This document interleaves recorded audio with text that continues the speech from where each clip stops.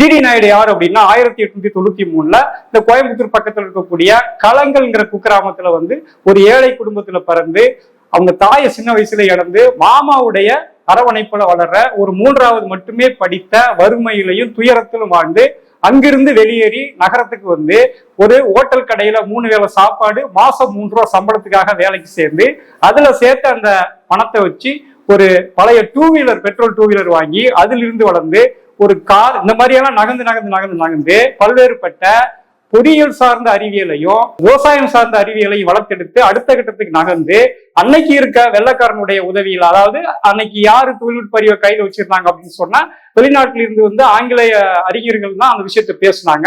அந்த துறை சார்ந்த நபர்கள் தான் பேசிட்டு இருந்தாங்க. அவங்களோட உறவாடி அவங்களுடைய இந்த தொழில்நுட்ப அறிவை உள்வாங்கிக்கிட்டு இந்தியாவுக்கு ஏற்ற மாதிரி, தமிழ்நாட்டுக்கு ஏற்ற மாதிரி, கிராமங்களுக்கு ஏற்ற மாதிரி இங்க உள்ள உற்பத்தி பொருளை எப்படி செய்யறது அப்படிங்கிற மாதிரி தொழில்நுட்ப அறிவை வளர்த்தெடுத்துக்கிட்டு விவசாயத்திலையும் தொழில்நுட்பத்திலையும் சரிசமமா தன்னுடைய தொழில்நுட்ப அறிவை, விஞ்ஞான அறிவை வளர்த்து கொண்ட ஒரு பகுத்தறிவாளர் அப்படிங்கிறது அவருடைய அடிப்படை. இதுல அவர் ஒருபோதும் தன்னை நாயுடு என்று சொல்லிக் கொள்வதாலேயோ அல்லது தான் நாயுடு சமூகத்தில் பிறந்தவன் என்று ஒரு நொடி பொழுதில் கூட அவர் நினைத்திருக்க வாய்ப்பில்லை.